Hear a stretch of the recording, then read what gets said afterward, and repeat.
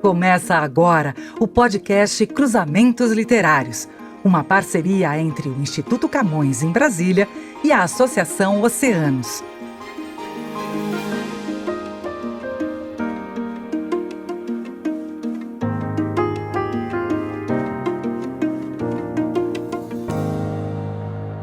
Olá, eu sou a Isabel Lucas, jornalista portuguesa e uma das curadoras desta série na qual conversamos com escritores de língua portuguesa para saber como pensam o mundo, a literatura e, em especial, o universo do nosso idioma. E no programa de hoje recebemos a escritora brasileira Andrea Del Fuego, autora, entre outros, de A Pediatra.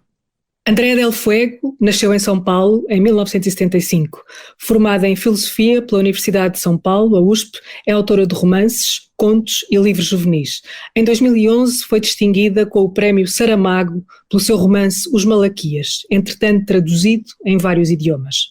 Além da participação em múltiplas antologias, a Andrea publicou a trilogia de contos Minto Enquanto Posso, Nego Tudo e Engano Seu, a novela Sofia, o Cobrador e o Motorista e o romance As Miniaturas. O seu livro mais recente é outra novela, chama-se A Pediatra, e nele Andrea trata da questão da maternidade numa protagonista chamada Cecília, uma mulher que desafia os clichês da relação entre mãe e filho, entre outros. Neste livro a autora, além das desigualdades que convivem na grande cidade, expõe muita da hipocrisia da sociedade atual num jogo entre linguagem e tensão que pedem uma leitura de um só fôlego.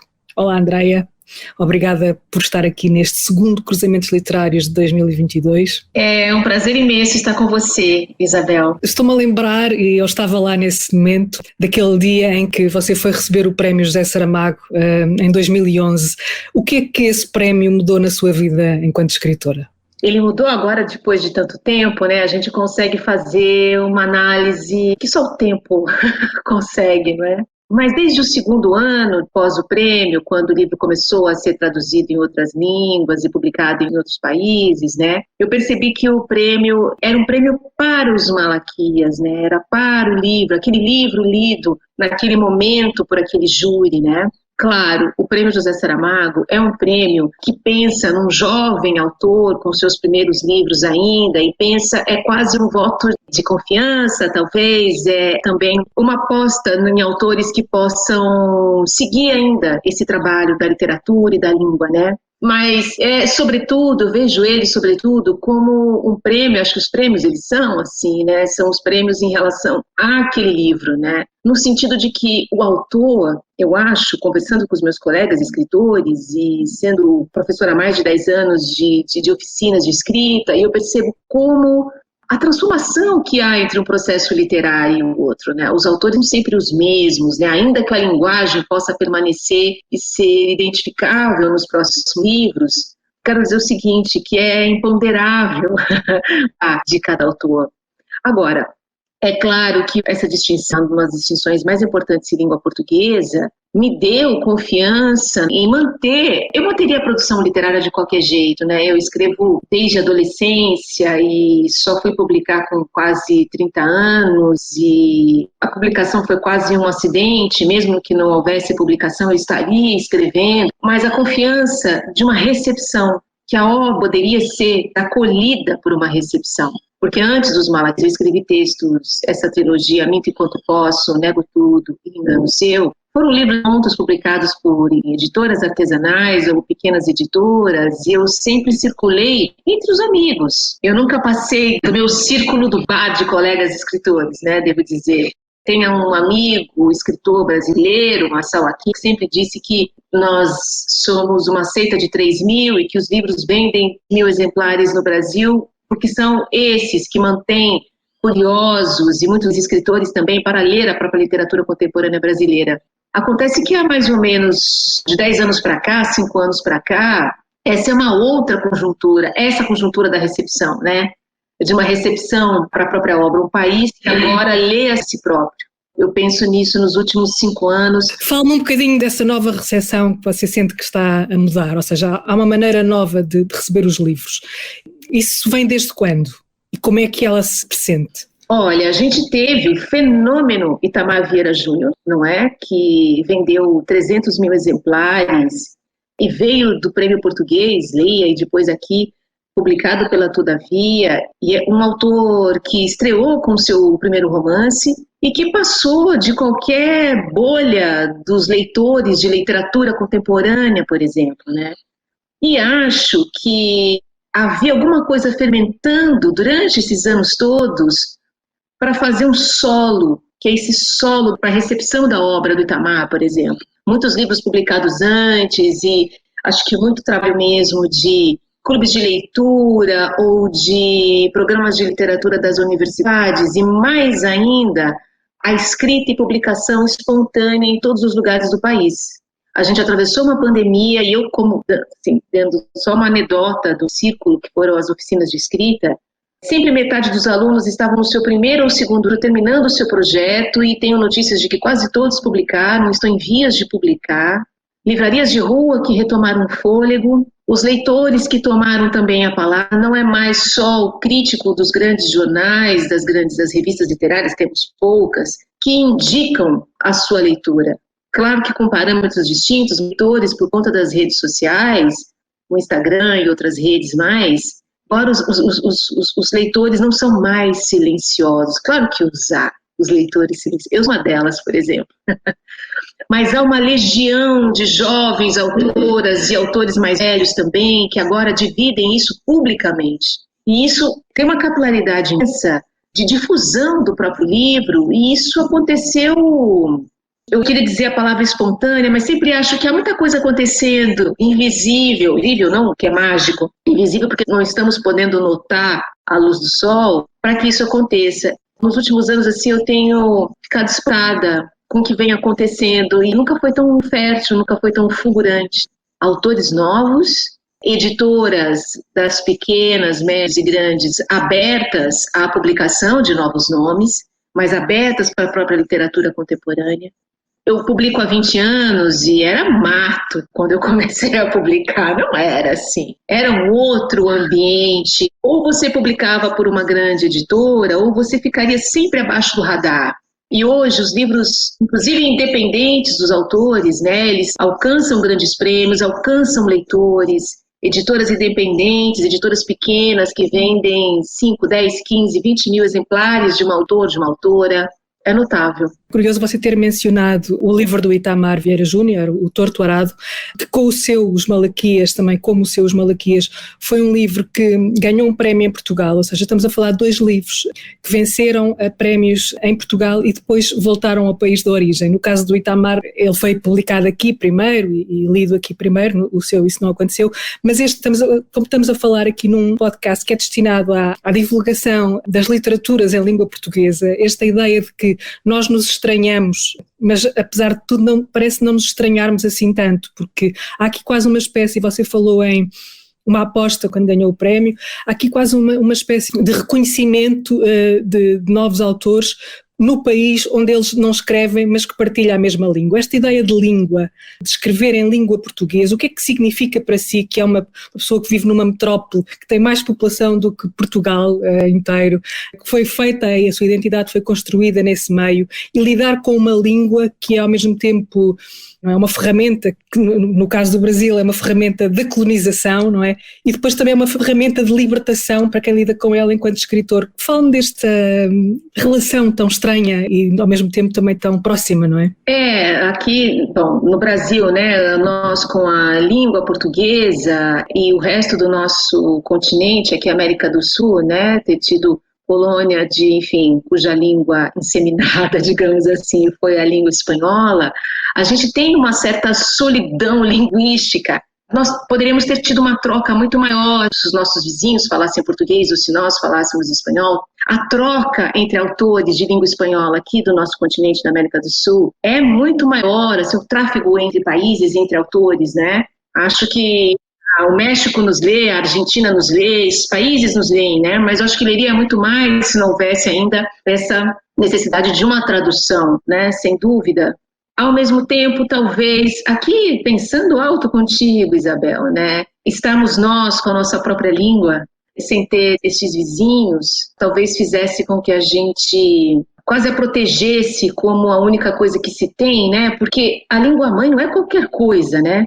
Aqueles que tiveram que aprender a língua portuguesa para se adaptar ao novo mundo colonial e tudo, né, mas ainda com resquício da sua língua, das línguas dos povos originários e tal. Agora, depois de tantas décadas e séculos, nós aqui nascemos com a língua mãe. E esse é um lugar, e aí, enfim, em todos os lugares e tal, esse da língua mãe, que é irrecusável, intornável, é o lugar do primeiro pensamento, lugar onde os sentimentos têm seu alfabeto, tem a sua gramática, suas regras, né? A sua música, o seu tom. E o tom de uma língua, eu acho que ela tem relação com o estilo, uma relação também com a dicção do próprio texto. Eu não escrevo em outra língua que não seja em português.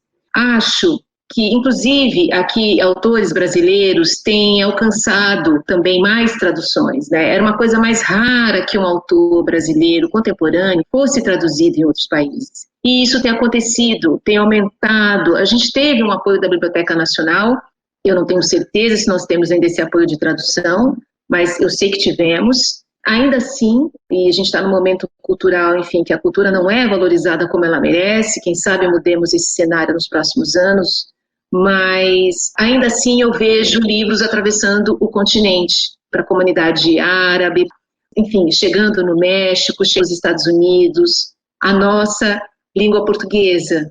Isso tem acontecido, isso também é um outro dado desse momento que eu entendo como fulgurante. Você faz sempre muita referência à língua e à linguagem nas entrevistas que dá, nas classes que também dá, essa valorização da linguagem com que se escreve. Os seus livros também têm isso em comum, e vamos falar agora um bocadinho deles. Eles são todos muito diferentes entre si, mas mantêm esse trabalho que você tanto sublinha, que é o trabalho com a linguagem.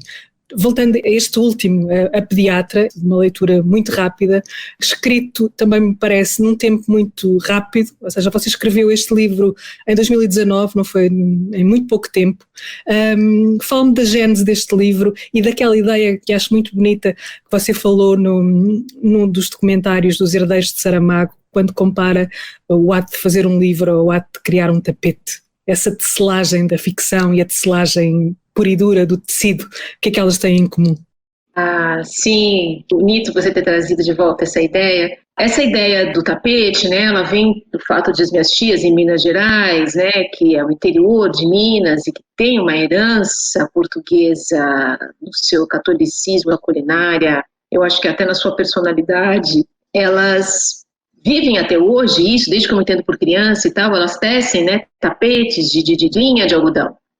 Em teares manuais e tal, e um dos primeiros trabalhos disso é fazer a urdidura, que é pensar a quantidade de tapetes que serão unidos, né, e isso você pensa numa linha vertical, e aí você instala aqueles fios naquelas frestinhas, né, que é aquele pente do tear que vai fazer para cima e para baixo depois para cruzar as linhas, para no momento seguinte essa linha horizontal ser exatamente a trama. E o desenho se constrói ali da trama do tapete. E as minhas tias me ensinaram a tecer, né? E eu me lembro do cheiro daquele barbante, eu me lembro do cheiro da torra de café que impregnava esses fios dos tapetes. Eu tenho sensações físicas com isso. E a escrita, eu vejo ela, o meu processo muito parecido. Eu penso numa urdidura desse texto, nesse fio vertical, não na quantidade de tapetes, mas a quantidade de páginas, por exemplo. Eu tenho um fôlego curto para romances. As coisas, a criação é muito viva e, sobretudo, muito selvagem, né? A gente tem a ilusão de algum controle dessa posto que é bastante racional, né? E, enfim, que precisa de um foco de concentração, que, enfim, de muito compromisso. Mas uma coisa que eu tenho percebido até aqui é esse fôlego curto para os romances. Então, não vejo isso como um problema, como uma questão. Inclusive, é nesse sentido que eu posso pensar igual as minhas tias, qual a quantidade de tapetes que farei. Então, por exemplo, a Pediatra foi pensada assim de antemão, né? Eu sabia que eu teria ali 120, estourando páginas do original, que ao final no livro dá umas 160, alguma coisa assim. Os Malaquias não passa muito disso, nem as miniaturas, que é o romance lançado entre um e outro. É quase uma visão de um romance como conto, né? A gente podia chegar aí na novela, mas os Malaquias, ele tem outros núcleos dramáticos, então ele não é bem uma novela, mas é um romance, mas na minha percepção daquela composição é como um conto no sentido de uma apreensão única. É um pouco isso, assim, que eu gosto do processo desses romances, é da ideia de uma apreensão única. Pensando numa das definições do Cortázar para o conto, eu gosto muito da ideia de que o conto é uma bolha de sabão pela sua inteireza, né? Uma coisa flutuante, leve, posto que ela, né, não se demora nos ares, né? Mas ela tem a sua inteireza. E pensei que a pediatra eu escreveria todos os dias por muitas horas, de 5 a 7 horas diárias, por 30 dias, eu sabia quantos tapetinhos eu faria por dia. E aí, isso é um processo que também veio de outros livros também, né, os meus tapetinhos. E eu sabia que em um mês eu teria o original, mas isso não quer dizer que o texto é bom ou ruim, é só... Eu teria erguido o andaime, assim, né, levantado. E depois é que há o trabalho de relojoeiro ou de alfaiate, acho que é bem isso, assim, a alfaiataria do texto, que vem depois desse primeiro jogo. Agora, eu escrevi a pediatra no meio de um processo de um outro romance que estou escrevendo há 5, 6 anos. Então não é que há uma facilidade para escrever um romance em um mês. É nesse sentido que eu digo de um processo um tanto selvagem e indomesticável, de não saber de antemão para onde se está indo e onde se está chegando. Mas você percebe como é que esse romance ou esta novela se intrometeu dentro do outro, ou explodiu enquanto você estava a escrever esse outro romance que não sei se já acabou, mas que estava a escrever? Sim, é um romance também, mesma coisa, que ergui em poucas semanas, e todos esses anos são para encontrar uma força viva daquelas palavras. Esse é o enigma da linguagem que tanto me seduz, leitora, como professora de escrita literária, como estudante. Eu dei mestrado ano passado na filosofia da USP, uma aproximação de Lavoura Arcaica do Raduan Nassar, filosofia do Maurice Merleau-Ponty, porque acredito que os dois, tanto Ponty quanto Raduan, nos seus projetos, a pergunta é pelo enigma do corpo e da linguagem. E como saber que um texto tem alguma dicção e o outro não tem, né? É uma certa escuta do próprio ritmo do texto. Estou realmente cada vez mais convencida desse ritmo e da importância suprema das primeiras frases. Tem uma autora argentina que eu gosto demais, chamada Bettina Gonzalez. Ela escreveu um ensaio, A Obrigação de Ser Genial, e ela fala dessas primeiras frases da composição como programa de princípios do romance. Que, claro, a gente não se dá conta, não é uma coisa, agora estou escrevendo os princípios, né? Não é isso, assim, a grande carta de fundação de alguma coisa, né? Ela obedece também a essa espontaneidade da imaginação, né? Da criação por si, que para acontecer, ela precisa ser livre nesse sentido, né? Livre, eu quero dizer, de algumas programações prévias. Ainda que você faça uma programação prévia, o ato de escrita, ele também é muito volátil, se evapora e se condensa outra vez. Como meu orientador, ele dizia que a pesquisa era um animal vivo, e posso dizer também que a escrita é um animal vivo. E voltando aqui à Cecília, que se intromete na outra personagem que você estava a desenvolver, que era uma personagem chamada Jaime, seria chileno, que você estava a desenvolver nesse outro livro, como é que esta mulher, esta pediatra, uma mulher que vai contra as convenções, não é? Um padrão de comportamento, de relação com a vida, sobretudo com a relação entre aquilo que se espera que seja o papel da mulher, o papel de mãe, não é? Como é que esta mulher lhe aparece com uma voz que se sobrepõe à voz que já está há tanto tempo a ser trabalhada? Como é que foi este fenómeno, este processo? Olha, eu tenho achado ultimamente que uma das razões pelas quais assim a Cecília assim é uma personagem que vem com um jorro assim um pouco mais gritante, assim um pouco mais expressivo, talvez. Esse romance que estou escrevendo há 6 anos é sobre um homem bom. E este homem bom não me dá bons programas de princípios, digamos, em relação à dicção, em relação a certa expressividade. Eu fiquei muitos meses pensando na pediatra e fiquei muitos meses escrevendo as 5 primeiras páginas, pensando no processo distinto do livro anterior mesmo, que está em curso, né? Enquanto eu não escrevo, assim, fazendo versões do romance, versões inteiras, mas versões de verdade, assim, de mudar completamente o romance, algumas, né? E eu pensei, não, esse daqui eu vou ficar meses nas 5 primeiras páginas até encontrar aquilo que se instala, alguma coisa, um jogo instalado aqui que vai me fazer seguir apenas o percurso, a lógica interna dessas próprias frases. E isso está sempre dentro da linguagem, né? Embora eu tenha feito uma pesquisa grande da medicina sobre as doenças, falei aqui e acolá com alguns médicos, muito pouco, na verdade, eu fiz uma pesquisa nas redes para tentar entender a embocadura do médico fora do consultório. Embora uma pesquisa vasta, na hora da escrita, a pesquisa é o de menos, porque você pode ter uma pesquisa enciclopédica excelente, exata, sem a linguagem literária, ela é nada para o nosso campo, né, da literatura, né? Essa mesma linguagem na ciência, ela está em casa. Mas, então eu precisava dessas frases, então eu fui encontrando, desde as primeiras frases, a primeira frase do livro, que é atropelamos um gambá às 3 da manhã, eu já comecei a gostar desse jogo. O que uma médica está fazendo às 3 horas da manhã numa estrada? Por que não vai comprar esse terreno depois? Por que tem que ser agora? O marido em jejum, um jejum há tanto tempo, ele tem alguma coisa, ele não está bem, tem algum desequilíbrio, ela não viaja no banco da frente porque ela tem enjoos, então ela já está viajando no banco de trás, então já uma médica adoecida de cara, já com algum que ela vai revelando depois uma fibromialgia, né? Ela tem questões emocionais e questões físicas também. E eu comecei a enxergar o jogo dela por aí. Que na verdade eu deveria só responder agora. Eu sabia que era uma médica que não gostava de criança, uma pediatra que não gosta de criança.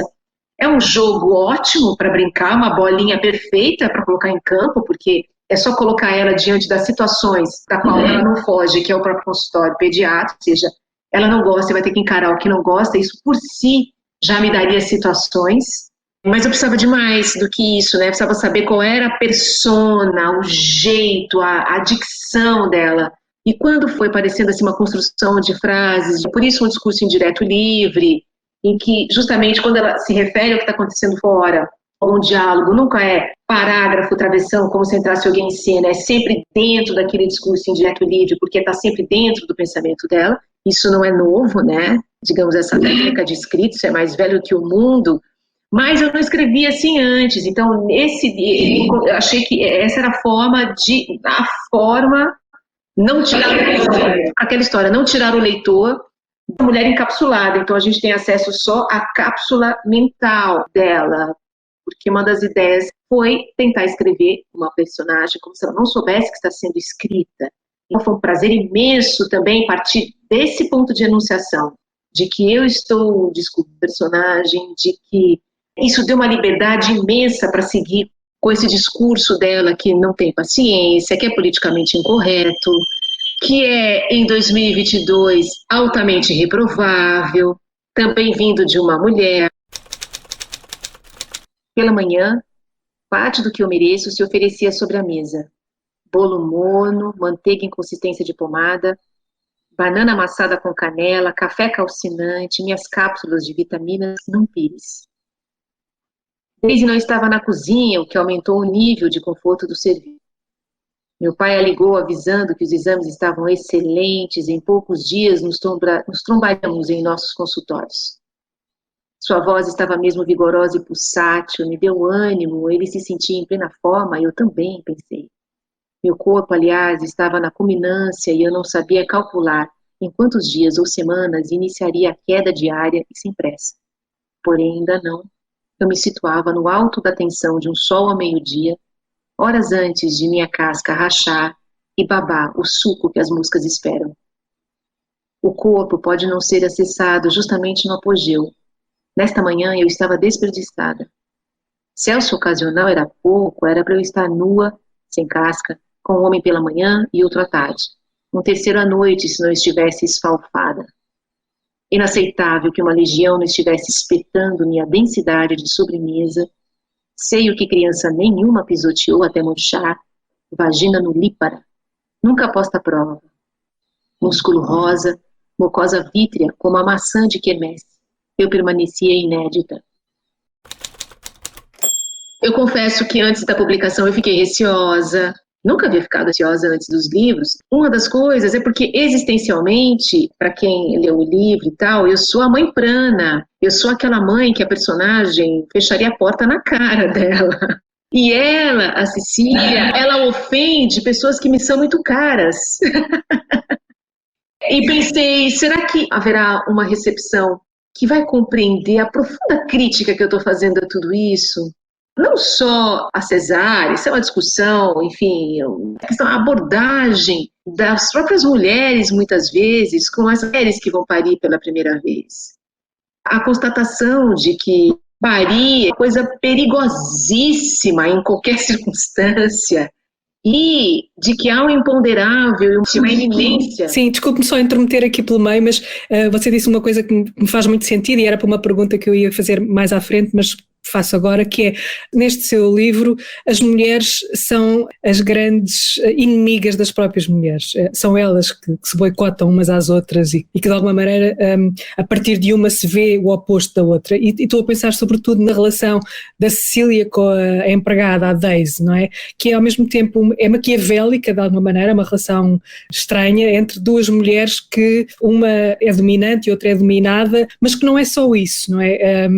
Há ali qualquer coisa de maligno naquela relação que não tem só a ver com classe social, não é? Tem a ver com outras coisas. E você traz essas questões todas das mulheres para aquela história que aparentemente não é muito complexa, mas tem lá quase tudo. Daisy estava na cozinha, perguntei sobre sua mãe. Foi enterrada hoje cedo. Podia ter ficado com a família, Daisy, eu me virava. Obrigada, estou acostumada com as minhas coisas aqui. Ela cuidava de um apartamento não muito grande, a única pessoa a quem servia passava o dia fora, sem criança, sem animal, sem patrão que a molestasse. Namorou o cunhado no quartinho sem ser despedida. Nenhum cidadão desta cidade levou empregada para comer junto na pizzaria, frente a frente com a mesma bebida. Posso imaginar Daisy todas as tardes, deitada no meu sofá, assistindo televisão com bacia de pipoca, insuportavelmente salgada. Ninguém para interromper a estagnação. Deprimidos giravam em torno de mim, ambos alheios, esperando secar o cimento mole onde entraram até o joelho. A barriga de Daisy arredondava, a cartilagem do nariz ameaçando alargar mais. Quer que eu descongele para a senhora? Faz o favor.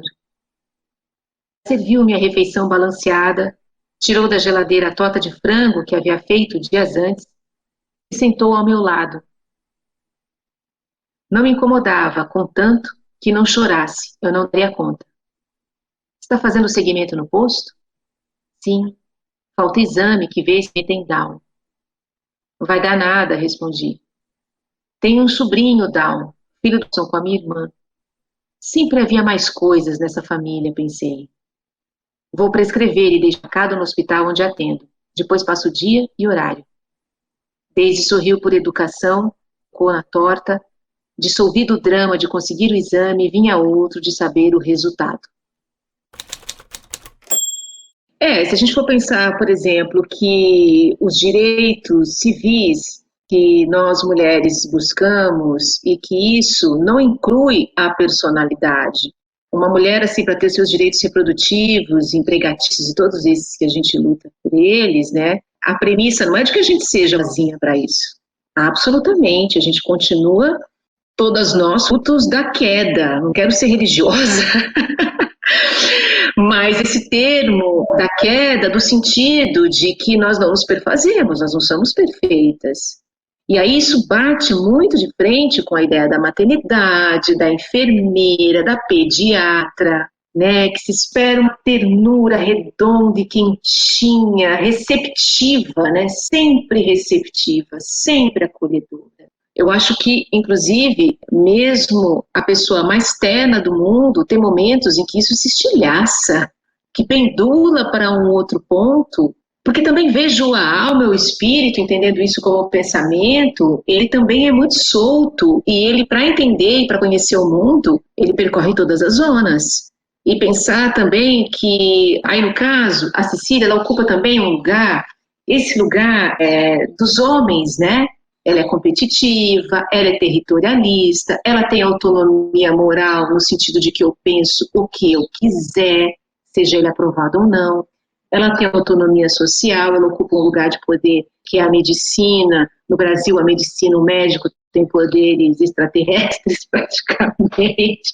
A gente romantiza muito o médico, mas assim, não é uma coisa tão absurda de se entender, né? Quando você imagina que o médico é aquele que sabe alguma coisa sobre você que você não sabe. Tem esse lugar de poder, não só dentro desse consultório, mas socialmente também. Então ela tem essa autonomia social como médica, como uma mulher branca, heterossexual, vivendo no bairro de classe média alta, todas as imunidades que isso dá a ela. Ela tem imunidade, autonomia financeira, ela poderia viajar, ela poderia ir para... mas ela está encapsulada, ela fica em São Paulo perseguindo as pessoas, mas ela tem essa autonomia financeira e tem uma autonomia sexual. Todos aqueles lugares que a gente vê comumente ocupado, esse lugar, né, dessa autonomia, dessa certa imunidade pelos homens e tal. E aí ela é uma mulher bastante machista. A minha geração é machista, né? Eu certamente coloquei meu machismo aí, larguei ele inteiro nesse livro. Eu tenho 46 anos e me lembro a discussão que eu recebi aos 13 anos sobre sexualidade, fidelidade, relação com o próprio corpo. Hoje, uma menina de 13 anos, uau, é outra consciência de si. Sim. Mas eu estava a lembrar que você começou por escrever textos relacionados precisamente com essa descoberta do corpo, não é? Com textos sobre o erotismo, escritos por uma jovem de 20 e poucos anos, e foi aí que você foi arranjar esse seu nome, Del Fuego, não é? Portanto, a sua origem vem desse lado. Mas voltando a este livro, houve alturas em que eu achei que você tinha conhecimentos de medicina de facto extraordinários, mas ela deve saber qualquer coisa, porque esse poder que você fala, o poder que a médica tem sobre o conhecimento do corpo, não é? É como você diz, há quase poderes sobrenaturais e a maneira como ela olha para alguém e consegue perceber se pelo olhar está ou não, bebeu ou não a quantidade suficiente de água, pelo odor da boca se tem ou não diabetes, todos esses tipos de mistérios que nós ficamos sempre a desconfiar se o médico não sabe mais de nós do que aquilo que nos quer contar, não é? Esse poder que ela tem, mas é tudo muito selvagem, não é? Como se ela usasse isso para canibalizar alguém. E a relação que ela tem com a Daisy, eu gostava que você me falasse dessa relação, que eu acho que é uma relação fundamental neste livro. Não vamos desmontar outras relações porque podem ser spoiler, esta aqui eu acho que não é spoiler, acho que podemos falar da relação entre estas duas mulheres. Claro, é uma relação em que ela pode sair de campo quando ela quiser. Ela se aproxima da Daisy, em certo momento elas vão para uma pizzaria juntas e tal, elas tomam cerveja juntas e ela sente ali que a coisa está crescendo numa coisa trepidante, mas ela pensa, eu demito ela a qualquer momento. Ela tem um amante casado, não poderia ser melhor, um homem que tem um compromisso e que não vai fazer tanta loucura assim, porque ele tem o que perder, né? A qualquer momento ela pode se desfazer. E a violência do pensamento dela não tem exatamente um correlato, claro que ela, enfim, tem desesperança e por vezes não atende a mãe ao celular, tudo isso.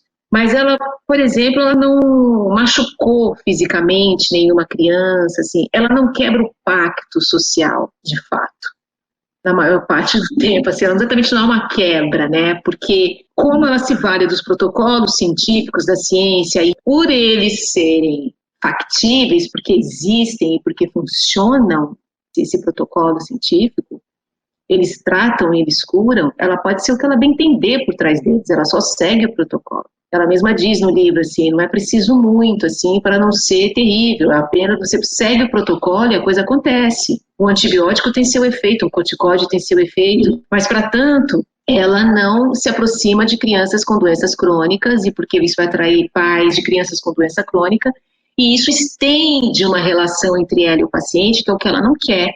Quando uma amiga cardiologista pede para elas se encontrarem para conversar um pouco, a amiga não está muito bem, quer falar de uma separação, ela tem muita preguiça dessa manutenção da amizade e convida o pai para esse jantar para não precisar sustentar a mágoa da amiga sozinha. Então ela vai se privando das relações, aí não posso dar spoiler, mas é o momento que isso acontece. Sim, e agora percebe-se porque é que a Cecília se intrometeu no Jaime, porque ele é um homem bom, a Cecília está longe de ser aquilo que se costuma chamar uma mulher boa, mas é muito, enquanto personagem, ela impele-nos essa inquietação de que há um bocadinho de todas nós, se calhar, e de todos nós aqui, naquela mulher que está ali e que quer dar pouco, mas quer receber bastante, e isto leva-me para o folgo com que a novela pede para ser lida. Portanto, você diz que escreveu num instante depois daquelas 5 primeiras páginas, não é? Depois foi tudo muito rápido.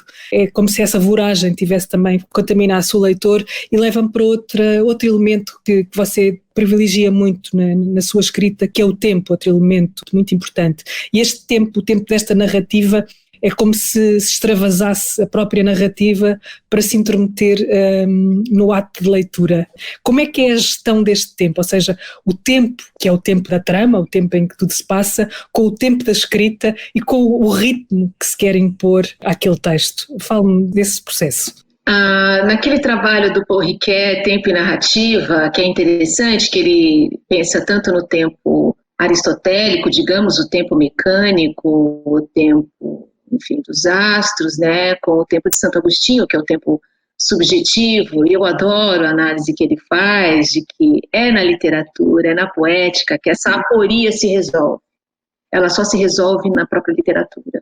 E quando a gente pensa também no tempo da literatura, por exemplo, na enunciação, né, o verbo pode estar no passado, pode estar no pretérito perfeito imperfeito, ele pode estar no futuro, mas a leitura é sempre o presente para o leitor. O leitor está sempre diante do presente daquela ação, né? Quero dizer com isso também que isso tem uma relação com a escolha dos verbos do livro também, que eles muitas vezes estão no momento presente, às vezes assim, um pouco passado eu fiz, estou fazendo, enfim, tem uma questão aí de trazer uma iminência, né? E ele também, não tem grandes rupturas de tempo, de uma grande passagem de tempo de um capítulo para outro. O romance se passa entre nascimento do Bruninho, que é uma personagem no romance, que nasce, inclusive, que ela participa do nascimento dessa criança, até o aniversário de 2 anos, que é uma cena do livro também, é o aniversário dessa criança, que já está próxima do final do romance, que ela faz 2 anos, né? Então se passa em 2 anos. Mas tem um fecha-porta, abre porta, a sequência ela nunca é cortada por uma digressão para o passado, ou por uma coisa da memória, não há isso, assim. Ela não olha para trás. Se tem uma coisa que Cecília não faz, é não olhar para trás, e isso tem uma relação também com alguém que não faça relações, né? Que não tenha empatia, né? Porque sem esse passado não tem significado, não tem esteio, né? E também escrever com essa coisa desse discurso indireto livre, isso emprega uma velocidade à leitura, e também tentando mimetizar o que é impossível, não sei, que é mimetizar o próprio pensamento, que é muitas vezes veloz e muitas vezes há 2 pensamentos. A gente tem a experiência de ter 2 pensamentos simultâneos, mas é que você não é capaz de dizer, porque a língua vai te fazer entregar aquilo na regência da língua, né? E a regência tem lá o seu sujeito, o verbo predicado, exige um tempo, exige substância, exige uma qualidade, ela é exigente, mas a gente tem a sensação de pensamentos simultâneos. E um pouco dessa ideia de tentar chegar um pouquinho perto disso, de uma coisa vem a outra, que se emenda com a outra, de um pensamento sem freios, né? Que veio também dessa premissa de pensar numa personagem que não sabe que está sendo escrita. Eu consigo fazer uma comparação com os Malaquias, em que escrevi o romance claramente em oferenda, em oferta, em homenagem aos meus avós, tanto que o livro tem os nomes deles. Meu avô Nico está lá como Nico, tia Júlia está lá como tia Júlia, a mulher do Nico, que é a minha avó, está lá como Maria. E a minha sensação do ponto da escrita, da narrativa, é de que a narrativa estava sendo vista por eles. Havia um certo protocolo nessa escrita, porque era para eles, assim, eu estava conversando com eles. Isso para só fazer uma diferenciação, né, assim, né, e aí com a pediatra não me conhece, ela nunca me viu, ela nunca vai me conhecer, ela não sabe quem eu sou, ela não sabe que eu estou vendo ela. E aí isso me deu completa, e eu já estou com saudade, quero ver o que eu vou fazer agora, voltando ao homem bom. O que vou fazer com o homem bom? É difícil escrever, muita gente diz que é mais difícil escrever sobre o bem do que sobre o mal, não é? Por isso há tanta coisa sobre o mal e não há tanta coisa boa sobre o bem, se calhar daí a dificuldade de se encontrar o tom, não é? Que é outra das coisas que você fala muito, o tom. E já que estamos a pegar no tom, eu vou-lhe pegar numa das suas referências, que é o Raduan Assar e a Lavoura Arcaica, que impõe ali um tom de lirismo que você levou para muitos dos seus livros e que neste está mais ausente. Como é que é andar aqui nesta deriva da busca do tom para se contar aquilo que se quer contar?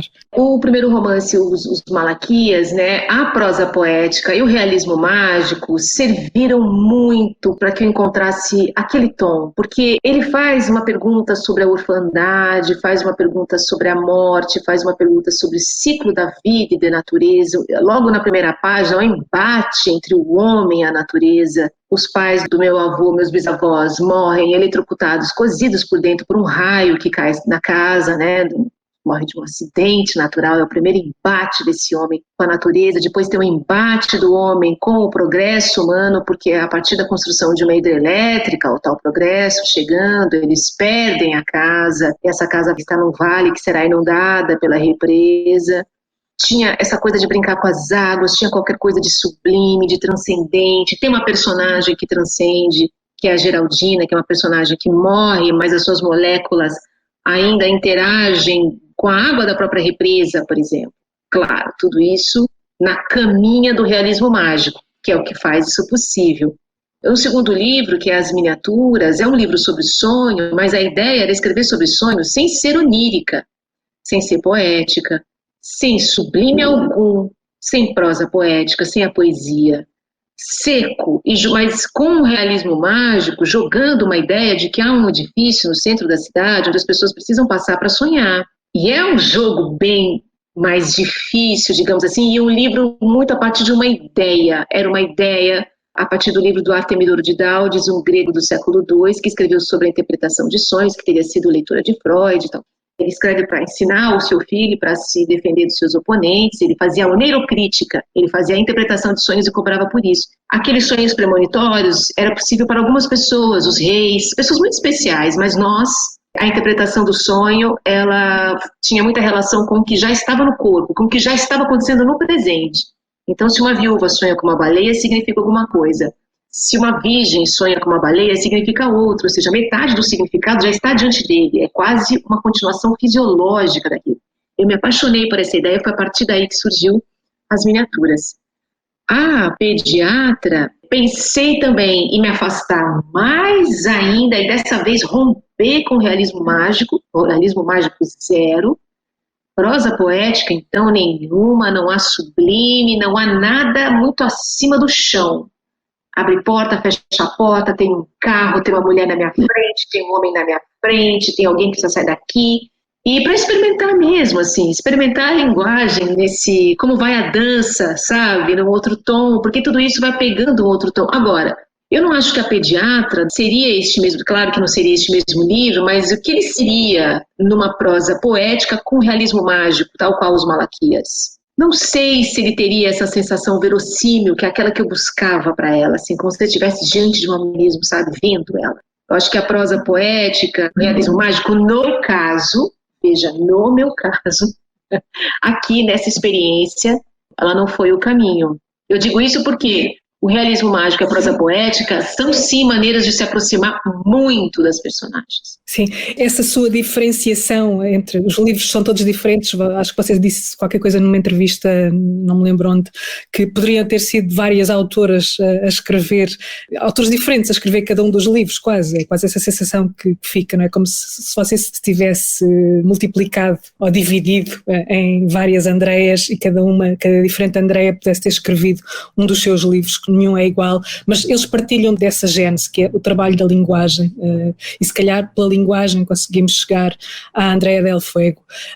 Mas você bebe essas vozes de onde? Eu sei que você esteve em Portugal em 2019, numa residência literária, não sei até que ponto é que essa experiência já se intrometeu na sua escrita, ou se de alguma maneira se irá intrometer também a partir dessa linguagem, desses sons diferentes, de certeza que percepcionou enquanto esteve aqui. Como é que estas experiências depois se transmutam em literatura? Ai, completamente, Isabel. A minha experiência nas aldeias portuguesas ali, que eu fiquei 3 semanas em residência, foi para o Festival Palavras do Fogo, que é um festival com uma ideia delicadíssima, que é a partir dos fogos ali, né, de Pedrógão Grande, né, com aquele desastre dos fogos e tal. Era a ideia de que as palavras chegam onde os bombeiros não alcançam. Eu logo me apaixonei por essa ideia, né? As palavras chegam antes até do socorro.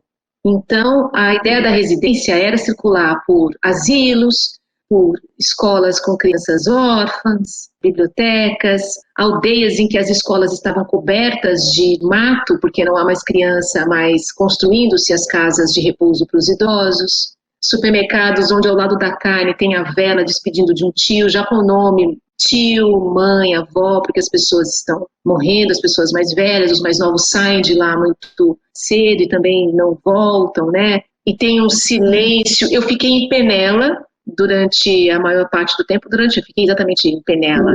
Aquele silêncio e aquelas portas fechadas, mas sentindo que atrás daquelas portas a vida estava acontecendo, a urgência estava acontecendo, o imponderável estava acontecendo, e me lembra demais o interior de Minas Gerais isso. Mas assim, no nível... Eu reconheci ali os silêncios dos meus avós, das minhas tias, só que por dentro, em ebulição, impossível.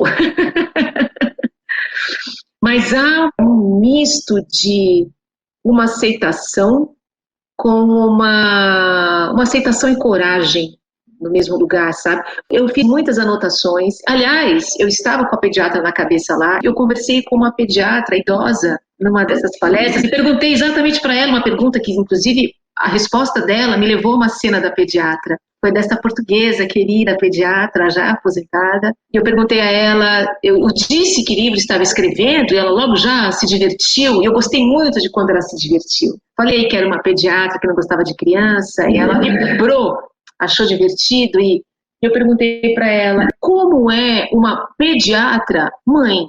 Uma pediatra mãe, quando o filho adoece, ela consegue cuidar desse filho? E ela me disse que era impossível. Ela disse assim, você esquece absolutamente tudo que aprendeu. Não há pediatra na mesma casa que a mamãe. E isso me deu uma cena que está lá. Então, a minha experiência em Portugal, ela já está na pediatra, mas vem mais. Eu fiz muitas anotações ali, muita coisa em relação ao meu homem bom. E na tensão daquele... Porque a gente fica muito perto da terra ali, né? Muito perto de onde os nossos vieram, muito perto do passado, sabe? Aqueles castelos templários, toda essa história que a gente herda também e que a gente ainda não digeriu, ou digeriu de um jeito estranho. Andréia, quero lhe agradecer muito esta conversa. Ficamos à espera do homem bom que há de vir por aí. Eu vou-me despedir da Andréia e convidá-los para o próximo episódio do podcast Cruzamentos Literários, que é um resultado de uma parceria entre o Instituto Camões, em Brasília, e a Associação Oceanos. O Manuel da Costa Pinto virá no próximo mês de março. Até lá, um abraço. Cruzamentos Literários, uma parceria entre o Instituto Camões, em Brasília, e a Associação Oceanos.